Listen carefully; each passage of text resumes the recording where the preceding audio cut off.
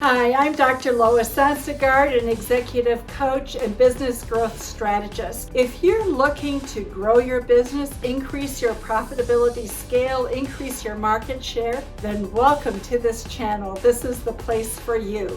You know, I think Queen Elizabeth for me is one of those really special, unusual people. When I first began to think and reflect on her, I started going back in my memory of all the different times that I had seen her and experienced her in my life. And I think that's what the whole world did. They started looking at where had their lives intersected with Queen Elizabeth. And I think one of the things that amazed me the most is how she grew into her position. And I think of that a lot with leadership because we expect people to just do a lot in a short period of time. We don't think about the time it takes to really grow into a meaningful leadership position. And my goodness, she grew and she learned and she became a really marvelous figure of somebody who was engaged and yet distant enough to not get so involved that she became a wedge between different groups. Rather than that, she was able to bring people together because she listened. She showed that she cared by going out and reaching out to people, but she didn't take sides. She really encouraged people to do that, gathering together by being an example of it herself.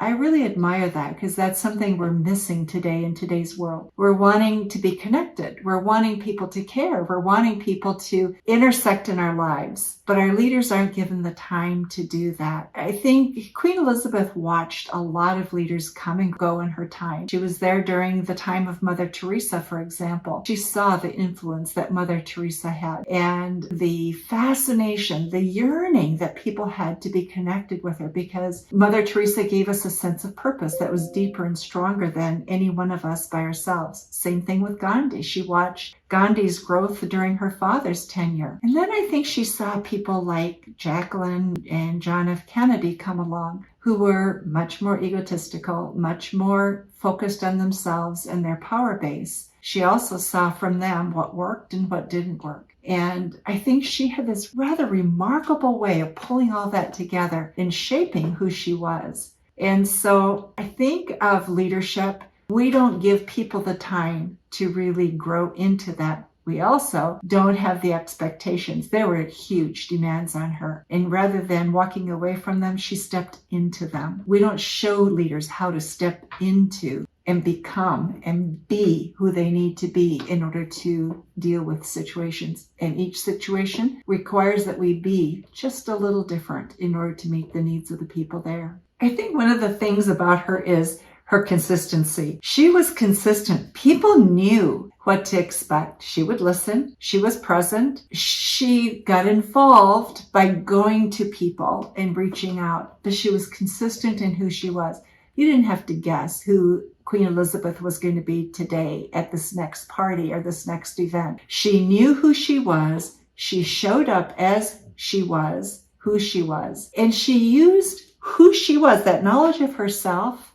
That's what made her have such charm. We want people who are self-assured, who know themselves and are comfortable in their own shoes. I want to talk a little bit about the Commonwealth, I think. One of the things that I think of with Queen Elizabeth and her Commonwealth, you think of her early reign as queen. One of the things she was confronted with was the various countries, especially in Africa, that wanted independence. India had just gotten their own. There was this huge outpouring amongst colonized countries to become independent. They wanted to be their own nation, and rightfully they should. And she had a way of being the monarch, the queen that reached out over those countries.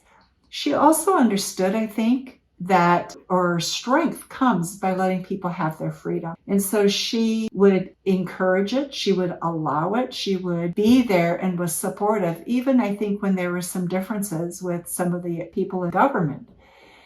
And I think that was part of what made her so likable. People understood. She was the queen of a country that had gained its power through colonization. And yet she was also beginning to see that that day had come to an end things had to shift. And she was willing to make the shift. It wasn't about just retaining power. It was about how do we come together as a people. Yes, there was power. Yes, there's money. But we have two ways in which we can deal with things, right? We can force people, which we end up doing through wars and things like that, or crashing people's economies, or a lot of destructive ways. Or you can say, okay, the past is the past. We now need to move on to something different. I think that's a very difficult leadership quality to take on. I think it is what we're suffering with in leadership today. Times are changing. We're trying to manage people with using industrial age tools in terms of how we manage organizations, but people are living in the knowledge age, a different age. And the tools here won't work here. And we're seeing a collision between those two ideologies. And the ones that will do well are the organizations that say, things are changing. I don't know what those tools are, but let me come and be in this with you and let's figure it out together because we know it's going to be different. And I think that was one of the things Queen Elizabeth was very good at. She just came in and was who she needed to be and allowed it to shape itself. It's a scary place to be because we like to control, we like to know outcomes. And outcomes for her were probably some of the greatest outcomes one could anticipate, coming out of a colonization type of mentality to one of really supporting and encouraging independence and strength. Visit our website at www.startwithcollaboration.com. We're eager to help you with the challenges that you face today. There are many, and although there's challenges, there are opportunities. It's knowing how to look for them.